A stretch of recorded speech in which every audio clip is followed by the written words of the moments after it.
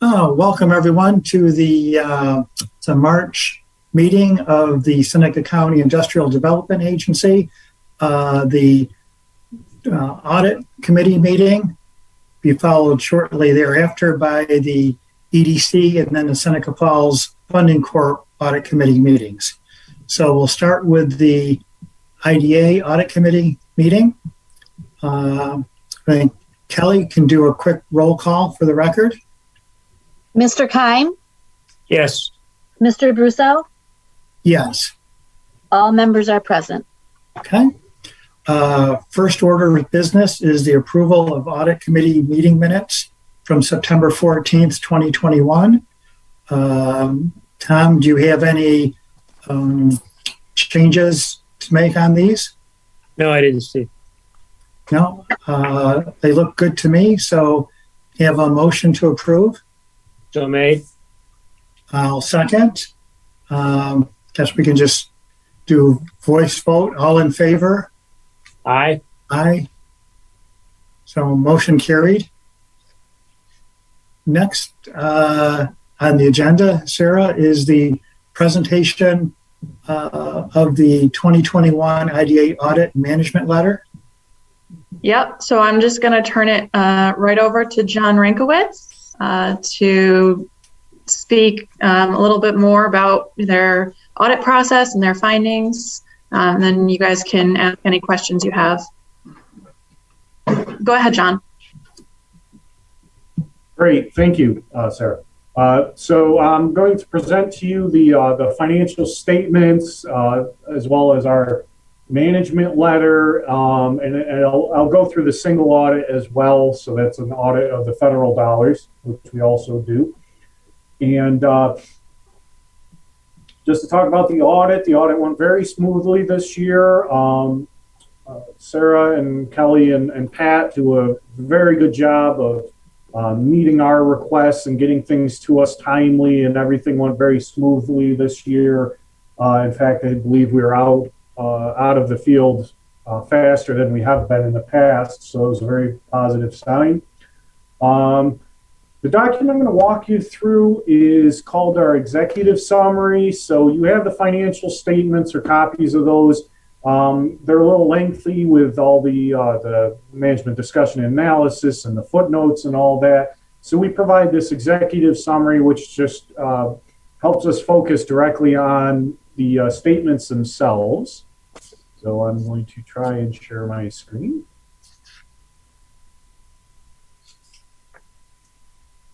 Okay, so Seneca IDA.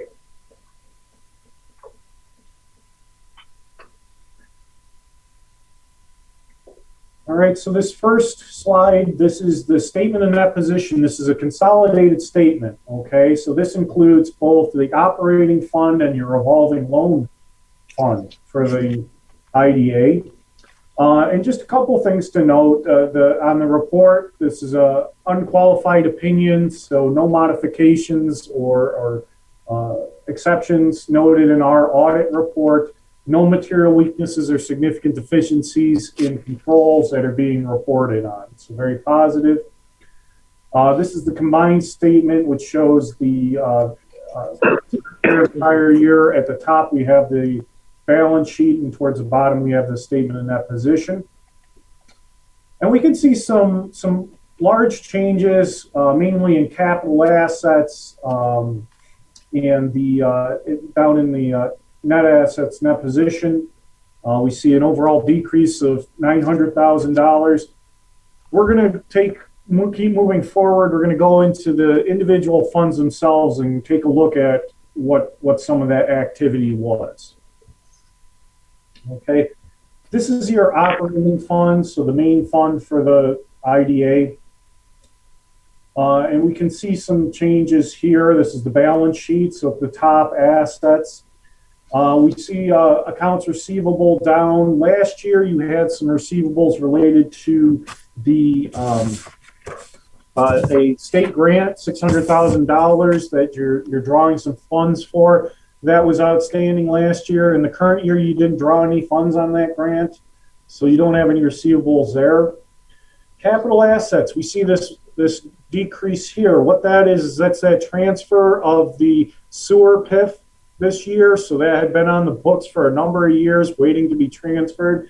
Finally, all the contracts, everything that had been settled that needed to be, and those assets transferred this year. And because of that, you're actually seeing this big decrease in your capital assets, which is, you'll also see a corresponding decrease in the net investment in capital assets. So that is probably the biggest piece of the reduction in overall net assets this year. Okay. In the liability section, we see the net pension liability change. So that's the IDA's participation in the ERS pension program. And you're required under the current accounting standards to recognize any deficit in the funding of that plan overall.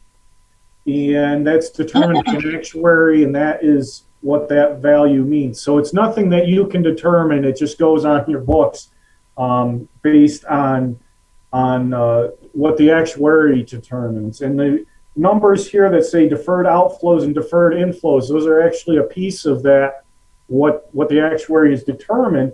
And you can see the variances are up and down overall for these items, the deferred outflows and the liability and the inflows. And the net effect of that is really only $4,600 on the as a decrease to your net position. So while it looks like a big change, that's all that is. Okay, and then if we look, we see the unrestricted is down $200,000. And if we go to the next page, we'll take a look and see what's makes up that balance. Okay, so here's our income statement, net position. Up at the very top, rent and lease income, that's your income from the casino agreement. So those monies are still coming in. Your agency fees, so those projects that you close, you collect some money on those. You can see last year there were more fees collected, some bigger projects done. In the operating expenses area, we see a big increase in contractual expenses. That big increase is related to the transfer of the PIF, which had about a $688,000 impact here. So a majority of that change is just related to the PIF being transferred. Below that, non-operating, you see some additional revenues. That grant income, again, is that $600,000 grant, which you're drawing down pieces of. There was no site development over at Deer Haven this year, so no changes there. But overall, so the change in that position is $900,000. About 688 of that related to the transfer of the PIF, and another 200,000 related to your other operating expenses being in over the amount of revenues you collected. So overall, your revenues were around $194,000. But your operating expenses, you can see just for payroll, are ahead of that. So,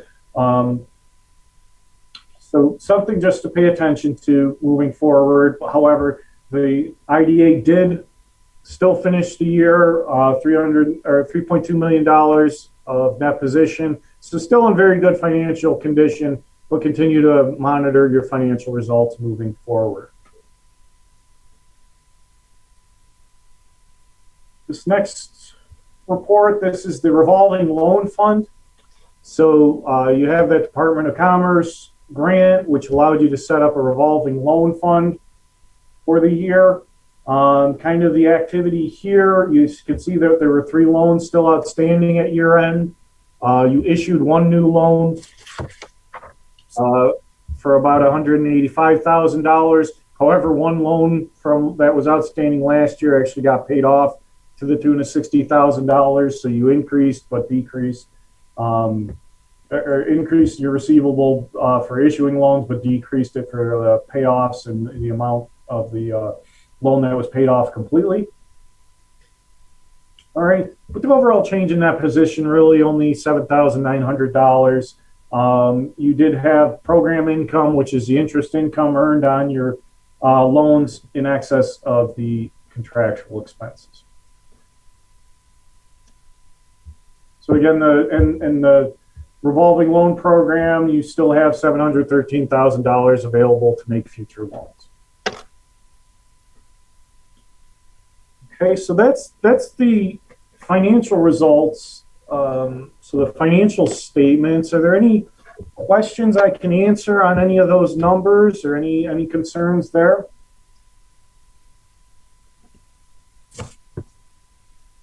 I don't. Do you have anything, Tom? No, I don't. My discussions would, when we get a chance, will be going forward, talking about where we think we're going, looking at operating budgets. But as far as what's on these balance sheets and income statements, get where they're at. Okay. Yeah. One thing I'll just point out in regard to the operating revenue, obviously we approved quite a few projects last year, more than we have in a while. But because we are still waiting to close on those, and because it has historically been our procedure to bill the agency fees upon closing, we haven't realized that revenue yet. Otherwise, it would be a much different picture as far as our financial statements here. So that's definitely something that we should discuss and maybe reconsider in the future is, do we bill agency fees upon final approval or some portion of them upon final approval instead of waiting until closing? But just to kind of, make you all aware of that is, we do have a substantial amount of money that we're expecting to be coming into the agency. What's the pipeline look like in overall numbers right now? I'm trying to remember off the top of my head. Mm-hmm. It was north of a couple $100,000. That could have been in 2021, right? Yes. So I believe, let me think. So the Nextera project, I think that was actually going to be around $1 million agency fee for the IDA. Then we had a few that were going to be within the 170,000. That was, I think Keystone Mills is going to be significant. And then the other one was home leasing, which was approved a couple of years ago. Then let's see, what else did we approve? New York Lodi. Mm-hmm. That I think was going to be around $90,000. And then we still have a couple projects that started last year that we're waiting to get to final approval this year. So there's definitely revenue out there. We just have to get those legal documents tied up and done. And part of that is due to the construction timings of these projects. So we've been talking with Rob about ways to get creative and figure out how we can start to get those things done a little bit sooner.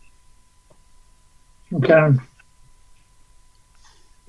Yeah, and that's what I'm interested in looking over, is that amount of revenue that we're generating. But to your point, Sarah, I think maybe, I don't know what level of expenses that we've incurred on these projects that aren't, haven't came to fruition yet.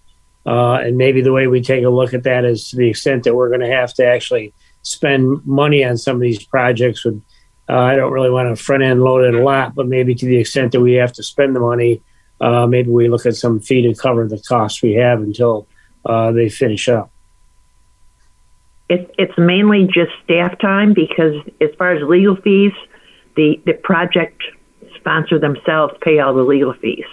Yeah, I didn't know if we were collecting that as we went or not. No, but that's the other thing is Rob doesn't bill his legal fees until closing. He's, done a good portion of work up till then. So that's another thing. It's, obviously from our perspective, by the time it gets to final approval, that's used most of the staff time and the board's time.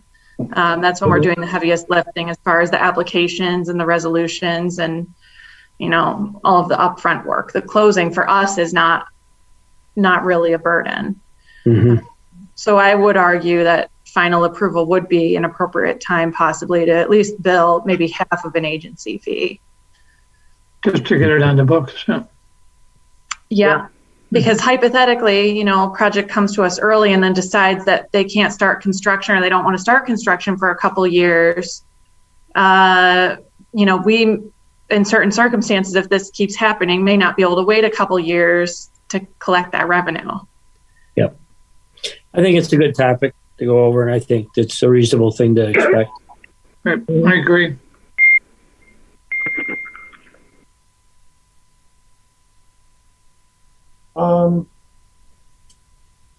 So with that, we've reviewed the 2021 IDA audit management letter. Next item Let will me go be through the the, real quick. Sorry, haven't discussed that just yet. yeah, the next one will be the single audit. So yeah, we'll continue on.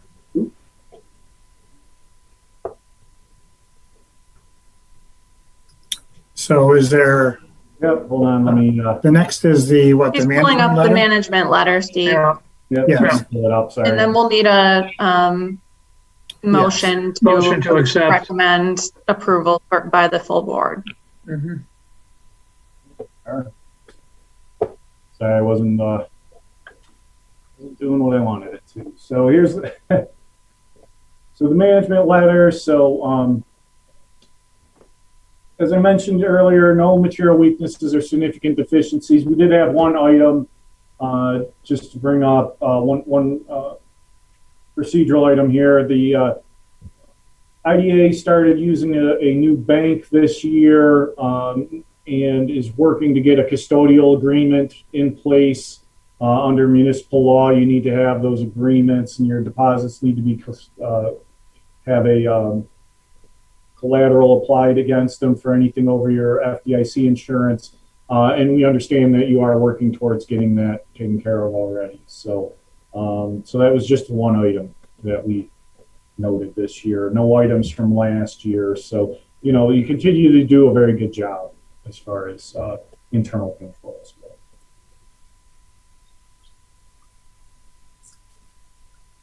If no questions on the management letter, I'll just jump right into the single audit report. Again, this is a specific audit that we do of your federal program. So your revolving loan fund is, funded with federal dollars. And again, no findings or question costs in this report. So it's a clean opinion. And we did do some testing on the new loan that was issued, and all the documentation was in place that's required. So no findings in this report. So it's a clean report.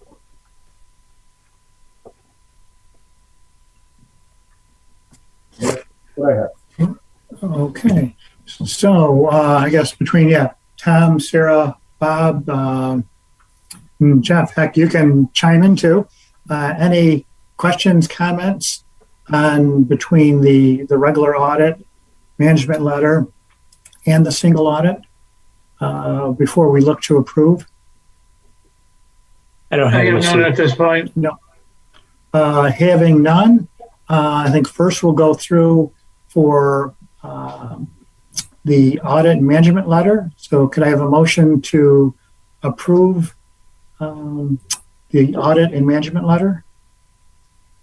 So made. I'll second. Kelly, roll call.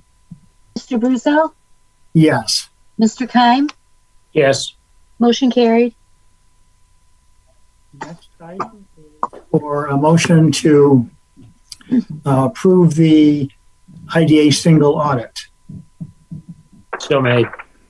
I'll second. And Kelly? Mr. Brusso, Yes. Mr. Keim, Yes. motion carried. Next item is the IDA long-term forecast. Sarah? Yep. So I can go through this pretty quickly. As you all know, we review this a couple times a year. We have our worst case, which is our known revenues only against budgeted expenses.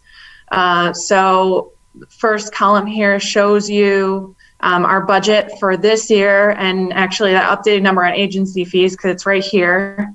Instead of having to ballpark it in my head, we've got about 1.45 million budgeted to be coming in this year, and that's projects that were approved last year, the one project that was approved the year prior that has been carried over, and then a few projects that we have been actively considering this year that still are awaiting final approval. That's not obviously getting into anything that we may have coming up in the pipeline for this year. Then we've got our, 100,000 from Lago, in addition to other revenues that we expect to receive. So our projected operating cash available as of the end of 2022 would be just north of $3 million. Then you can see, obviously, it's decreasing after that because the only sort of regular revenues that we have projected are the agency fee that we collect from Scepter every year, in addition to the agency fee that we collect from Del Lago, which is expected to be paid up as of 2025. So then you see that number drop off in 2026. We project it out until 2028, still showing about $500,000 in operating cash on hand with this scenario. The other scenario that we provide for the IDA is if we forecast $400,000 of income annually. So obviously 2022 is the same. That's what we're budgeting for. And then every year after that is if we were to bring in 400,000, that would leave us in 6 years with just north of $2 million cash on hand in the IDA. Any questions about the long-term forecasts? No. Okay. A little bit more promising than previous ones have been. Yes, definitely. Yeah. All of the activity that we saw last year obviously really helps that. Now it's just a matter of us actually, getting that money in the bank. Yes. Any other business for the IDA Audit Committee meeting? Nope. Done. Nope. Hearing none. Can I have a motion to adjourn? So made. I'll second that. All in favor? Aye. Aye. So we're done now with the IDA Audit Committee meeting and going into the EDC Audit Committee meeting. So looking at that, finding that agenda through all the papers there. First order of business, we'll take a roll call again. Kelly, to make sure we have everyone on the record. Mr. Brusso, Yes, present. Mr. Keim, Present. Mr. Shipley. Present. All members present. First order of business is approval of the Audit Committee meeting minutes of September 14th, 2021. Does anyone have any questions, changes, modifications? Hearing none. Could I have a motion to approve the minutes as written? I'll make the motion, Steve. Second. Tom, second. Guess we'll do a voice vote on this. All in favor? Aye. Anyone opposed? The minutes are approved. Next is the presentation of the EDC audit management letter. So I'll just turn it right back over again to John to go through his findings here.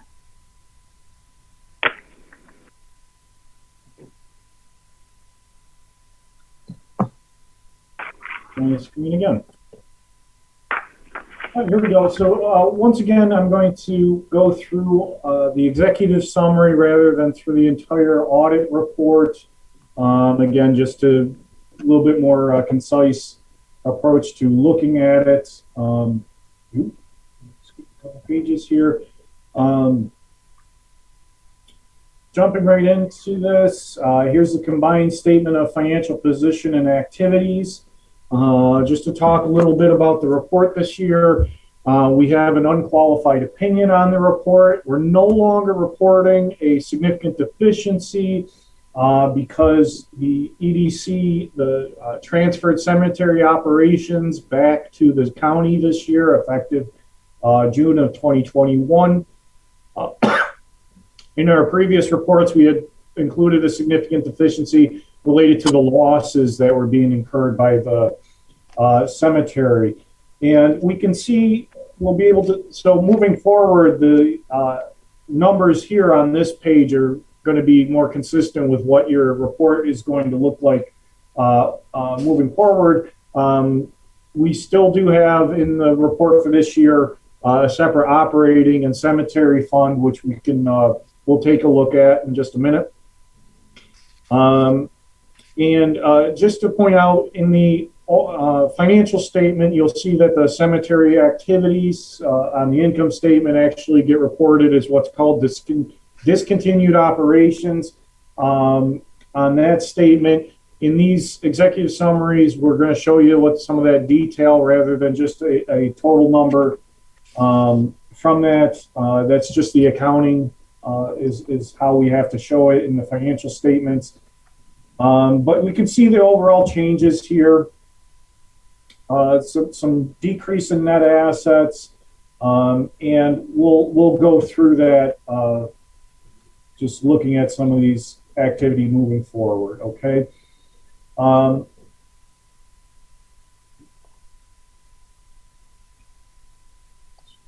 So this is the income statement consolidated, but let's move forward into the individual funds because I think you'll have a little bit clearer picture as to what's going on.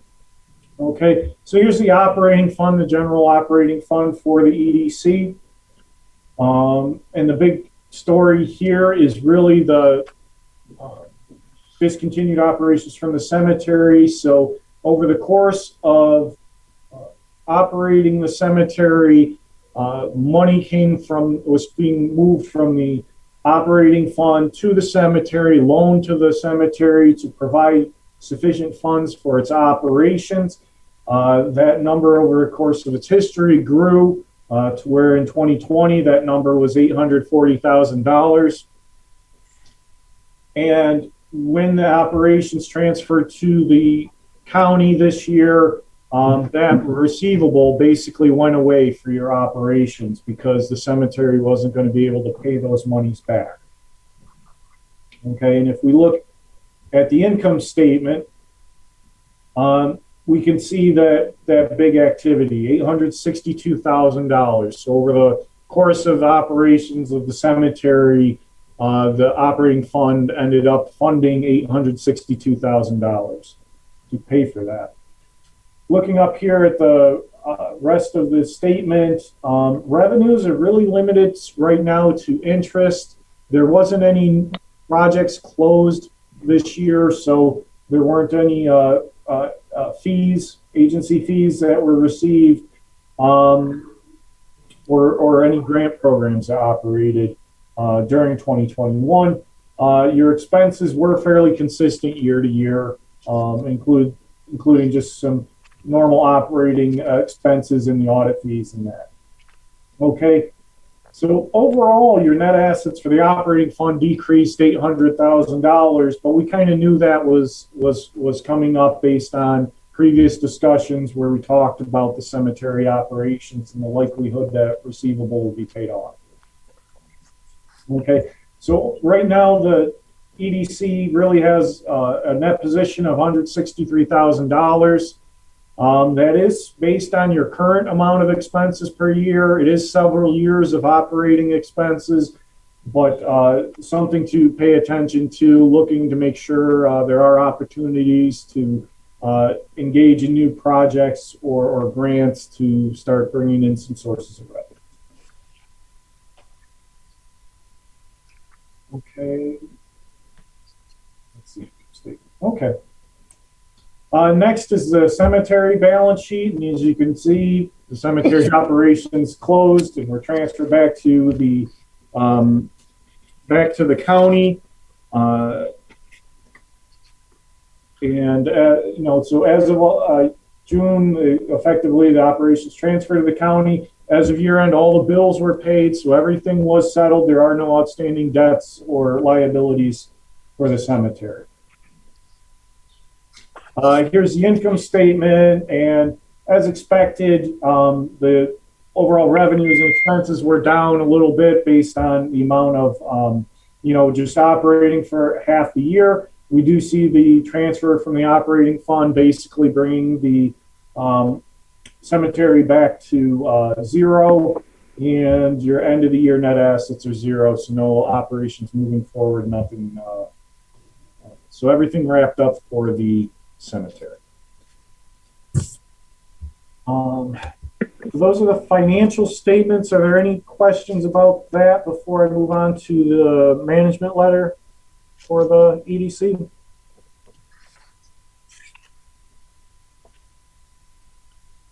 For me. And that I called here.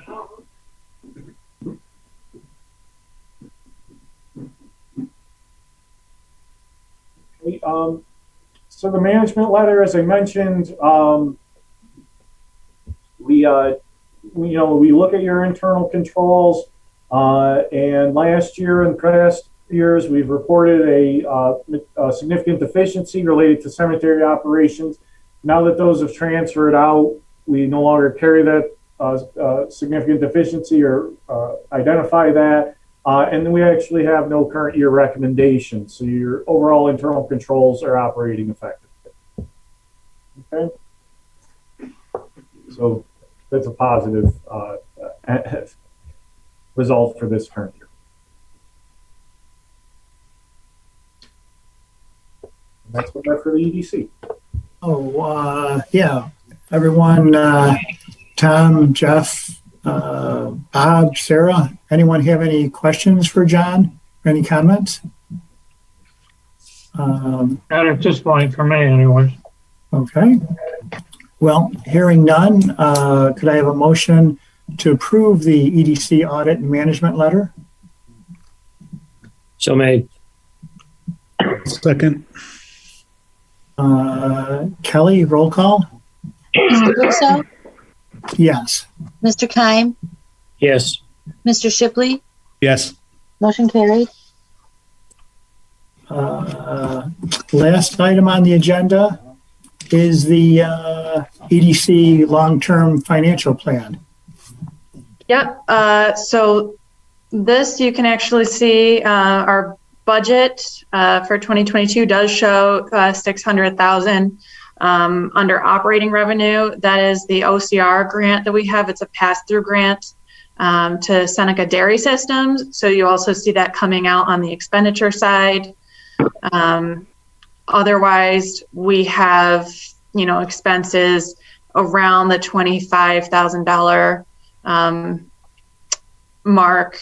And you see that our operating cash, obviously, as John mentioned, every year is expected to decrease with no significant revenue coming into the EDC. We are able to maintain operations for a few years. This projects us out to 2025.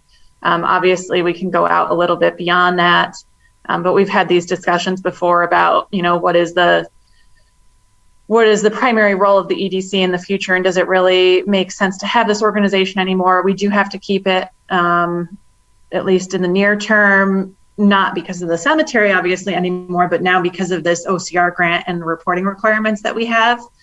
But that I don't believe will be for too much longer.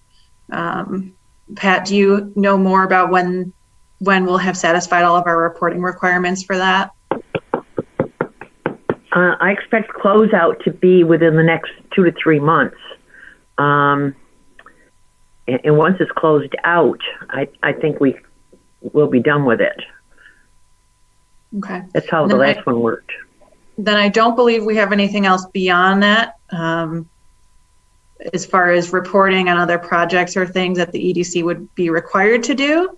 So obviously something we've mentioned in the past is the possibility to have the EDC, play some role in helping to fund the industrial park project that we're looking at through the IDA.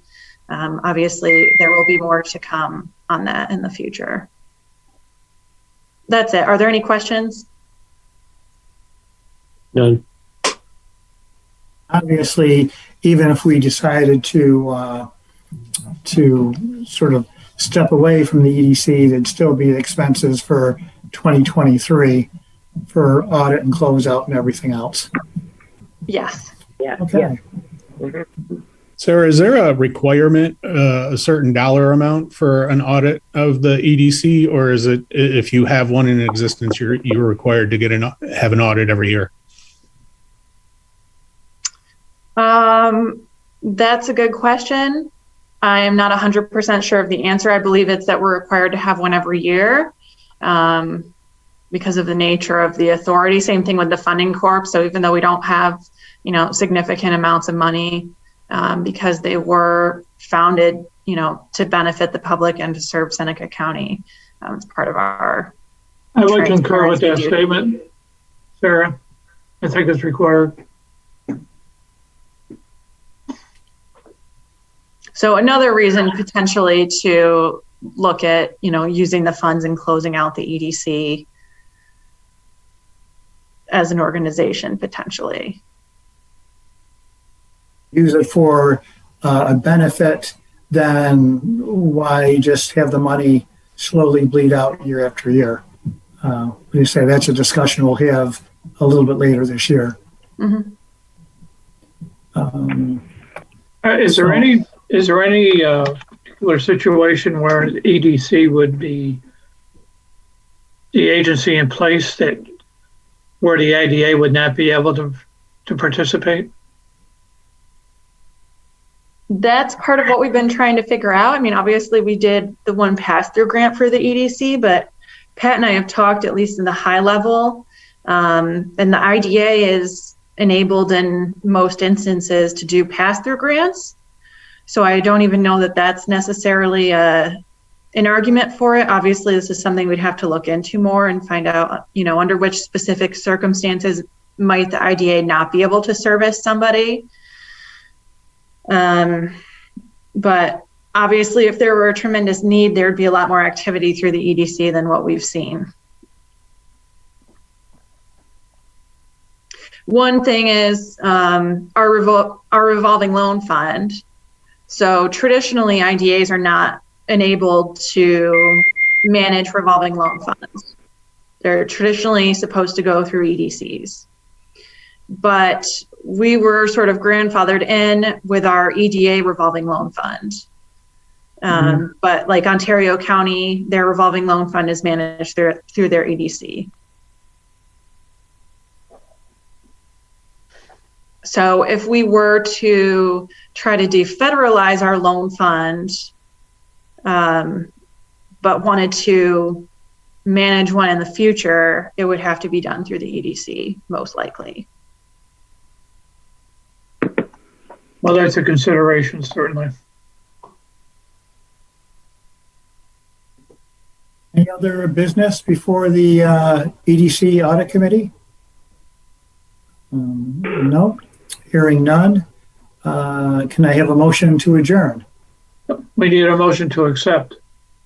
Oh, I'm sorry, Bob. Just getting so excited about going. I thought we did. We did. We did, did. right? We're all set. We're all set. So, motion to adjourn? So moved. Second? Second. All in favor? Aye. Aye. Anyone opposed?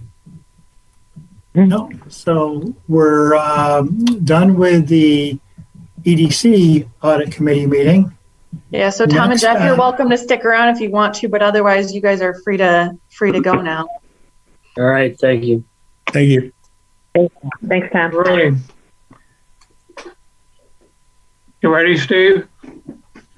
Yeah. So next, Bob, next is the Seneca County Funding Corp.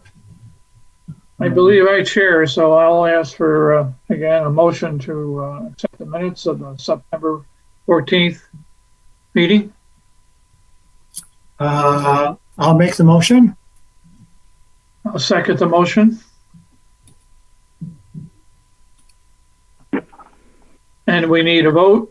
All in favor? Aye. Aye. Motion carried. Now the presentation of the audit management letter. All right, John, it's all you again. All right, one more time. So I'm presenting the Funding Corp financial statements. We don't actually have a executive summary because the information's actually pretty short already, but we'll jump right into that. So here's the statement in that position. So the audit report has unqualified opinion again. So and no material weaknesses or significant deficiencies. So it's a clean opinion. And we can look at the statement in that position here, and we can see that there's really only a little bit of activity this year, a small decrease in that position.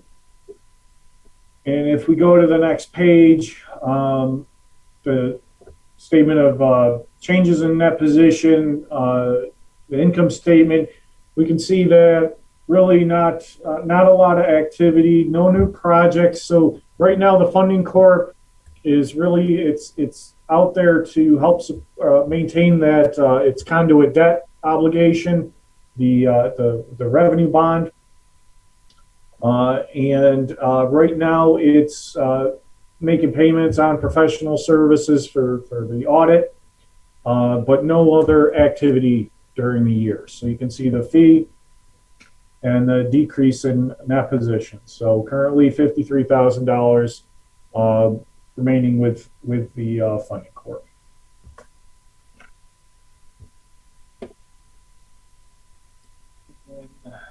Management letter.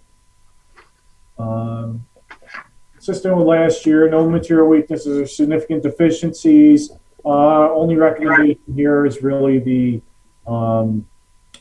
considering whether or not there's any other administrative costs that maybe need to be allocated from the IDA to the Funding Corp to help with its bookkeeping. So just the one item. But those are the statements in the management letter, and again, I'll be happy to answer any questions. Any questions from anyone? No, I guess it's the same, I guess the only question, and is it really outside the audit itself, is, how long we need to, I guess, maintain the Funding Corp. Is it through the, completion of the bond and the obligations? Yes.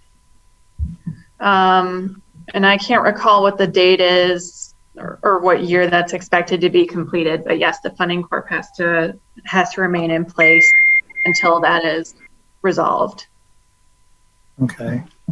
And at this rate, we should have at least, 15 years worth of It would appear to be that way. money in there. So as long as the obligation doesn't exceed that, we should be set. Mm-hmm. Which is also why we don't have a long-term forecast for this one. Yep. True. So no, I have no other sort of questions or comments on this. I would accept a motion to approve the report. Okay. I'll make a motion to approve the report. I will second a motion.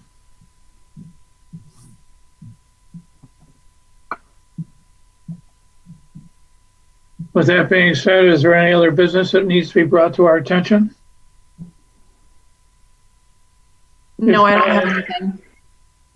If not, I would accept a motion to adjourn. Yeah, so, make a motion to adjourn. I'll second. All in favor? Here. Aye. Opposed? So carried. That concludes 2:45. Good. Thank you, everyone, for going through both the IDA, the EDC, and the Seneca County Funding Corp Audit Committee meetings. We're adjourned. Thank So you, we're John. adjourned.